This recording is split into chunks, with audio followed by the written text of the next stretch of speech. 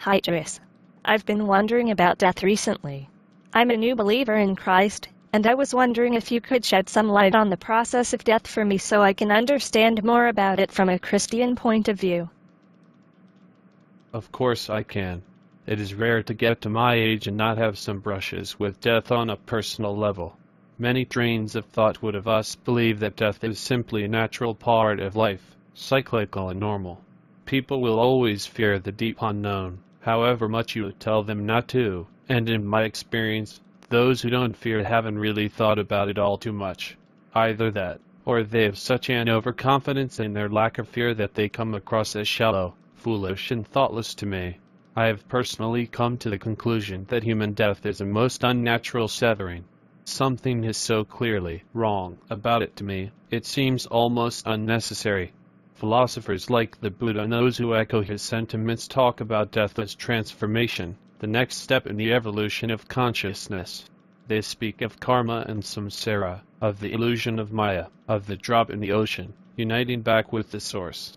There are schools of religious thought that attempt to console us with ideas of reincarnation, or an eternal oblivious sleep. I know all this, and still respectfully disagree that human death is something normal and natural. Let me tell you why I do so. Yes, thank you. I would like that. I'm interested in your opinion because I have never really looked into these things myself before, and you seem to have thought about it a lot already. Yes, I have. Well, as we both know, human beings are corrupt. There's not even one soul who could honestly say they were perfect in all their ways, who do everything and say everything they do with the utmost pure motives of love and respect for both God and others, at all times. If they can say this, they are not introspective or honest people, in my opinion. Admittedly, there are those who simply cannot see their own faults past their own egos, yet others who knew them would easily be able to point out the faults in corruption if they were asked to do so. Alas, this imperfection comes with a price. The price is death. People love to use the excuse that they are not perfect, but the fact is that the human race were originally created to be perfect, in every way, truly reflecting our Creator and character and essence. Of course, it was in the Garden of Eden that there was a horrific fall, through the succumbing of temptation and eating the dreadful fruit from the terrible tree, resulting in spiritual and eventually physical death. Buddha's acceptance for suffering and the striving for the destruction of desire is in many ways admirable, but even he could never avoid the inevitable and that comes from a life of imperfection. However much one accepts the fact that you are imperfect, death is completely unavoidable, unless you are perfect. As interesting as the Buddha was, he remains in the grave along with everyone else until the resurrection of the dead for the judgment of all souls, and he won't be the one doing the judging. The one who will be doing the judging, however, also died. But he didn't have to die like we do, because he was the only perfect person to have ever lived, and so death has no hold on him. He gloriously resurrected from the shackles of death, because death had nothing on him. That is why his precious blood is so powerful. It's totally innocent and pure, and can cleanse anything, even human imperfection. Oh wow. Death was never God's original intent for human beings, and having had a lot of experience of it now, I can see why. It severs, it separates, it smells bad, it looks bad, it causes all sorts of pain, loneliness, loss and sometimes even despair. Even the aging process, which is a symptom of pre-death, is full of a loss of beauty, strength, vigor, virility, motivation and power. Disease and weaknesses creep in, and people really suffer. So why does this happen? For anyone who has honestly witnessed human death up close, what good is there in it? Well, even after all I've said so far, from my point of view, there is good, but the good is hidden and is not what most people consider. Death is actually part of the redemption process, for God promises that all the suffering we go through, including taking that scary last breath, will be worth it. Why? We suffer simply because we are all very evil beings deserving nothing but the wrath of pure holy love, we, who have all gone astray in all of hidden ulterior and purely selfish motives that need crucifying.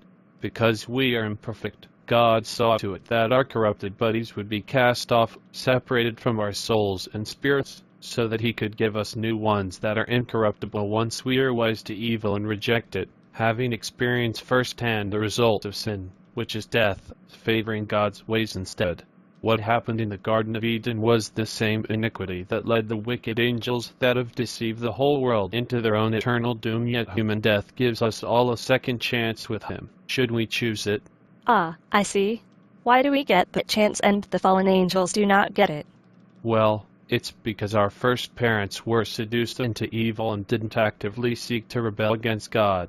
Because of our weakness of the flesh, we all failed the test, for we were all mystically a part of Adam's loins. Yet there is a chance to reset the exam, because Jesus has conquered death forever, and grants us the same unmerited privilege he has earned by his obedience unto death, if we trust in him alone by faith.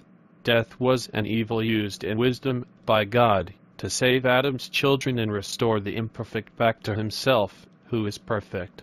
Death was also used to teach a very valuable and profound lesson to us all about the nature and consequences of disobeying him, and the havoc and misery of knowing evil firsthand, things that are too big for any of us to do anything about on our own, apart from God. He also used it to bring himself great glory, where we will be singing his praises full of genuine thankfulness for all eternity because of what happened at Calvary, which is the greatest miracle of them all, the transaction of the innocent for the guilty. That amazes me. Jesus said that the way to destruction is broad, and sadly most people on earth will go that way. He also said that the way to life is very narrow, and only a few ever find it. Why is that? Because people prefer their darkness, the sin that keeps them in the bondage of spiritual, and eventually physical, death. They would rather be right than strive for compassionate holy love by humbling themselves and admitting they are evil. The optimist would say that human beings are inherently good, and that they simply make bad mistakes every so often. As a realist and an introspect, I know that the problem of evil starts with me. If I realize that I am evil, without a hope of saving myself, then how much more the rest of the world, which seems to be rapidly decaying into more evil and death as each day passes. Anyone who watches the thoughts and motives of the heart will quickly see a corruption in themselves that might possibly be quenched through self-discipline, but not eradicated. It is so ingrained in us that it is impossible to remove it in our own strength. The myth of the evolution of human consciousness into higher realms of understanding is part of the deception from our mutual spiritual enemy, the one who would have us believe in anything but the cross of Christ. We must die with Jesus in order to one day be raised with him. There is no other way for human evil to be eradicated. Buddha's way won't work, nor anyone else's, although admittedly we can take good lessons about the denying of oneself, the quenching of ego and the compassion he had for others from his teachings. If there is a change in human consciousness at all, it's an evolution from the pristine creation that the original human beings were. So death is inevitable, but it's not the end. I understand you. As the Bible tells us with resounding alarm bells, no one can be saved through works, lest anyone boast in front of God. It is by grace, through faith alone, that saves us. The hope and the promise that this first death we all go through is not the end for those who are believing God for their salvation. Indeed, death along with Hades are both thrown into the lake of fire after the great white throne judgment. Yes, I believe it with all my heart. It is not figurative speech. Both entities will have served their purpose, that in some way they brought God glory by existing for a time, but in order for heaven to truly be heaven, their destruction is completely necessary. Death's demise. I can't wait for it. Me neither. Woohoo. Come back soon, Jesus.